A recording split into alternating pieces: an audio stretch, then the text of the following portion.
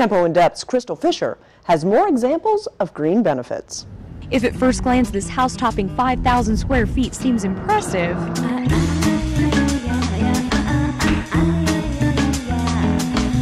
you should check out the bills that go along with it.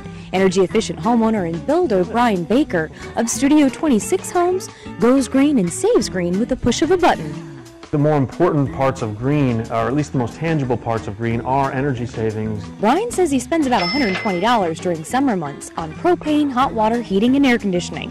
We asked a homeowner with about the same size house what their bills look like, and their electric bill alone topped $230, and that's about to rise. When the caps come off of the PPL bills, or in Pennsylvania here, come January 1st, this house will only see 50% of that increase rather than 100% of that increase. Philip Jones, Vice President of EMS Environmental, says it's time to start paying closer attention to our energy consumption. We don't think about the economics, the dollars and cents of living in our home.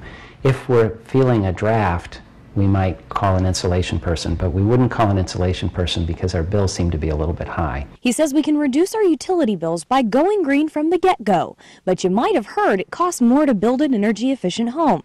Well, experts say that's up to the homeowner. The U.S. Green Building Council reports that the cost of building a green home from scratch varies, but on average it costs about 2.4% more. They say it's a small price to pay since costs can quickly be recouped. So how do you build a green home? Ryan started from the ground up, designing the house to face the sun on the south for better natural heating in the winter, and worked with natural elements outside, trying not to disturb the landscape. But he says the savings begin with the building envelope, which is like a letter envelope. It's what seals the house. The idea in its simplest form is to really think about taking the home, taking it off its foundation, and dropping it in the ocean. And if it floats, then it's probably a pretty good foundation to start from. He says there are 3 key things to energy savings. 1, airtightness. 2, thermal or temperature control. And 3, moisture management. And you take care of all 3 of those things, you do it well, then you really start setting yourself up for a lot of energy savings. You're saving money, and it's good for the environment. This organic getaway isn't harbored in the Bohemian Islands. Instead, it's nestled in Springtown. Lorna Midgelow Yearwood and her 2 boys prep for a healthy dinner full of greens. How many will we need for dinner tonight? These greens make up only part of the green lifestyle they lead.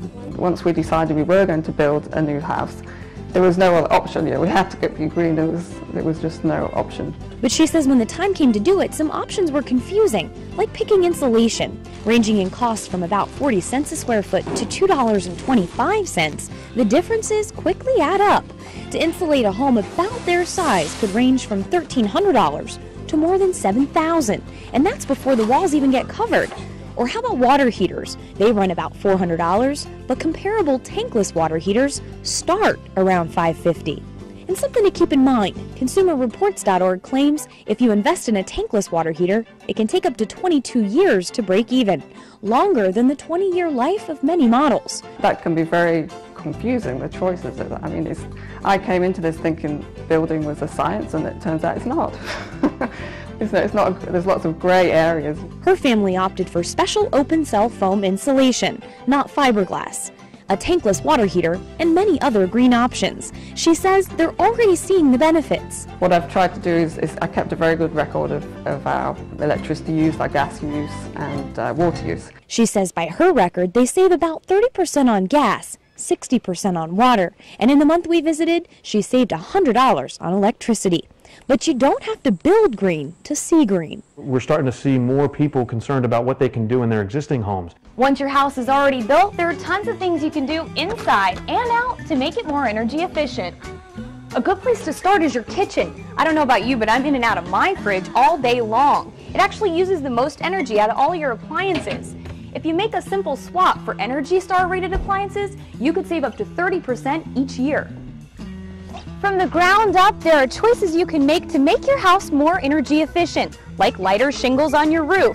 Well, certainly, if you really think about green in general, green is, maybe perhaps the greenest thing to do would be just to stay where you're at. Philip points out you can start saving in your current home by tapping into government money. From a tax standpoint, it's really dollars off your taxes for the federal credits.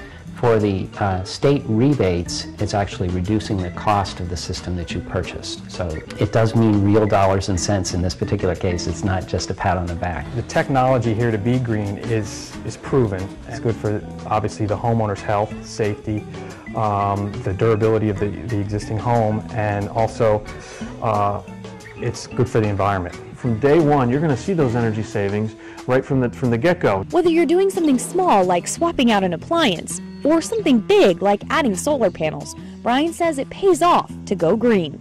For Tempo InDepth, I'm Crystal Fisher reporting.